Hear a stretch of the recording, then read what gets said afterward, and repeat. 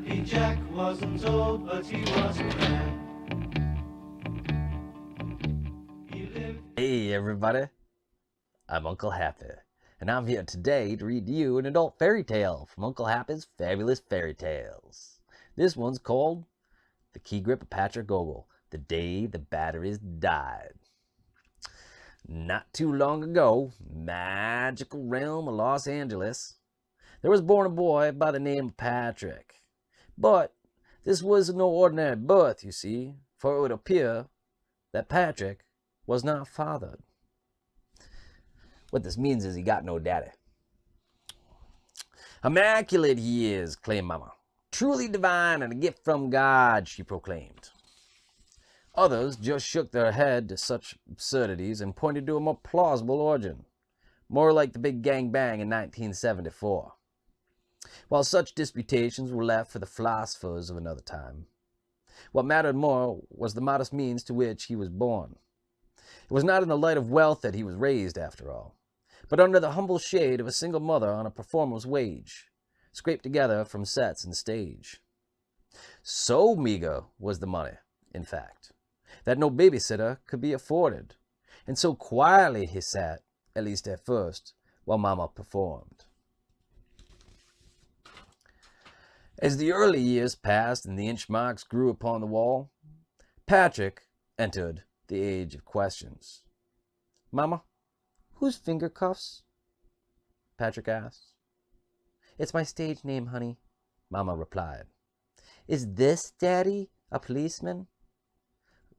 Most further inquiries, however, were often met with a stern pointing finger to the toy box. "Don't bother Mama while she's performing. Off you go." And so Patrick would march to his box of treasures. Now, let it be known that Patrick's toys were a little different than most boys. There were handcuffs of justice, collars of control, bandoliers of anal grenades, invisible cock rings, wonder whips, inflatable friends whom always looked surprised, uninflated balloons of every taste and color, and an entire arsenal of lightsabers and nightsticks with batteries to match. And it was among this phallic armory that our young Patrick found his aspiration, to be a Jedi at the stage. And while he was still too young to perform the full duties of those Jedi around him, he instead became a Padawan, assisting those in need. To and fro he would go from set to set, a vibro saber on full force for Shirley Double Tap, a bottle of the old slippery for Long Dong Silva, a silencing ball for Sammy Shameless. And all went well until one day not a single toy seemed to function. The sabers lost their force. The jiggle-wiggler ceased to shake. "Oh no," they cried. "We're done for." Despair filled the studio. But before the young Jedi completely withered and dried, our young Padawan stepped into gear and decreed, "I will be your Han Solo." And quickly he went to work.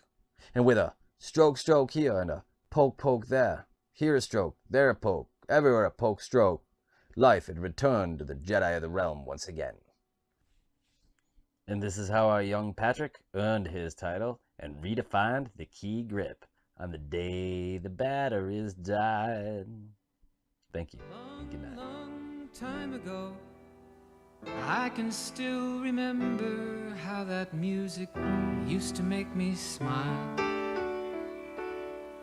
And I knew if I had my chance that I could make those people dance, and maybe they'd be happy for a while. But February